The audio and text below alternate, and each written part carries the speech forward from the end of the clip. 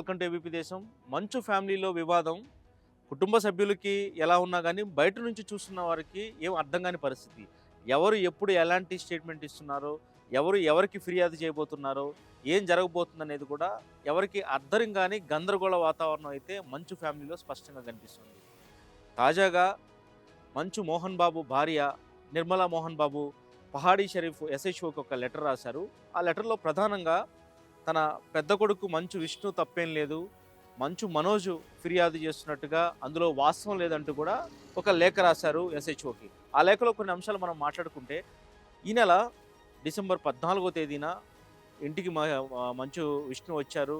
తన బర్త్డే సందర్భంగా కేక్ తీసుకొచ్చారు, నాతో పాటు ఉన్నారు, కేక్ కట్ చేశారు. తన కొన్ని రూమ్లో సామాను ఉంటే అవి తీసుకెళ్ళాడు విష్ణు. అంతేగాని మంచు మనోజ్ ఆరోపిస్తున్నట్టుగా జనరేటర్లో పంచదార పోయడం కానీ, అక్కడ పవర్ ఆగిపోవడం కానీ ఇదంతా లేదు, అదంతా అవాస్తవం అని చెప్పి కూడా ఏకంగా విష్ణు తల్లే ఒక లెటర్ రాశారు.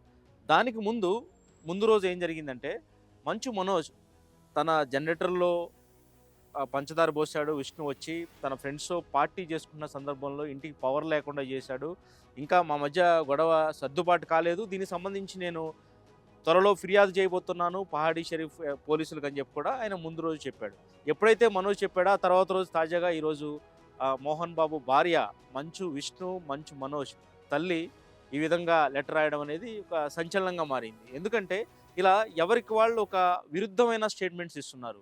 మొదటి నుంచి గమనించినప్పుడు మోహన్ బాబు కుటుంబంలో వివాదం అనేది, ఒక కుటుంబం గొడవ అనేది 4 గోడల మధ్య జరిగితే అందులో మీడియా ఇన్వాల్వ్ అవ్వడం కానీ, ఇంకెవరు ఇన్వాల్వ్ అవ్వడం కానీ జరగదు, వాళ్ళు సర్దుబాటు చేసుకుంటే. కానీ మోహన్ బాబు ఫ్యామిలీలో అలా జరగలేదు. అది కాస్త రచ్చకెక్కింది. ఏకంగా ఒక విలేకరి పైన ఇష్టం వచ్చినట్టుగా దాడి చేశాడు మోహన్ బాబు. ఆ తర్వాత మళ్ళీ తిరిగి అక్కడికి వెళ్ళి క్షమాపణ కోరే ప్రయత్నం చేశాడు. మరోపక్క అరెస్ట్కి ఇంకా టైం ఉంది కాబట్టి అరెస్ట్ చేస్తారా లేదనేది కూడా మోహన్ బాబు విషయంలో ఒక సందిగ్ధత అటు కొనసాగుతుంది. మరోపక్క ఇటు విష్ణు, మంచు మనోజ్ సంబంధించి అన్నదమ్ముల వివాదం అనేది ఇప్పట్లో తెగేదలా కనిపించట్లేదు. ఇప్పుడు వాళ్ళిద్దరు కూడా సర్దుబాటు అయ్యేలా కనిపించట్లేదు.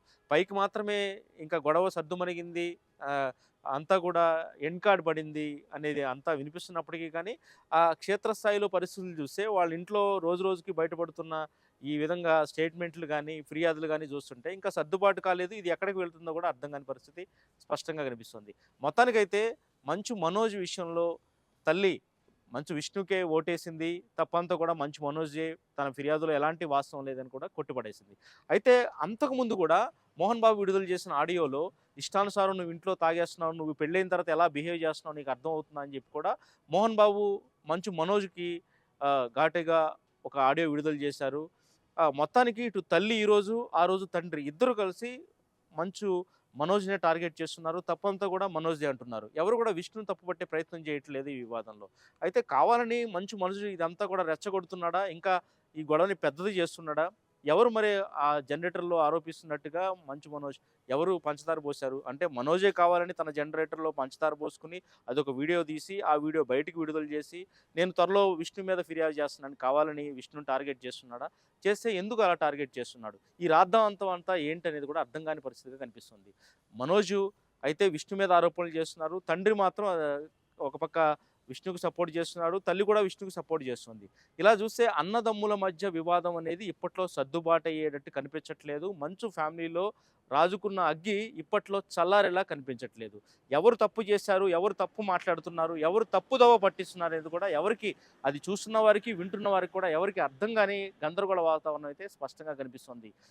ఒక ఫ్యామిలీలో గొడవలు వచ్చినప్పుడు త్వరగా సర్దుకోవాలి, ఆ ఫ్యామిలీ కలిసి ఉండాలని చెప్పి కూడా మీడియానే కాదు అందరూ కోరుకుంటారు. కానీ ఆ పరిస్థితులు ఎక్కడ కూడా మంచు ఫ్యామిలీలో కనిపించడం లేదు. ఇంకా ఇప్పటికే మంచు ఫ్యామిలీ అంటే ఎక్కువ మంది ట్రోల్ చేస్తూ ఉంటారు, ఏదైతే వాళ్ళకి సంబంధించిన వ్యవహారాల మీద వాళ్ళు మాట్లాడిన డైలాగ్స్ మీద. ఇక్కడ పరిస్థితి చూస్తే గొడవ విషయంలో కూడా ఇంకా అదే విధంగా ముందుకెళ్ళేటట్టు కనిపిస్తుంది.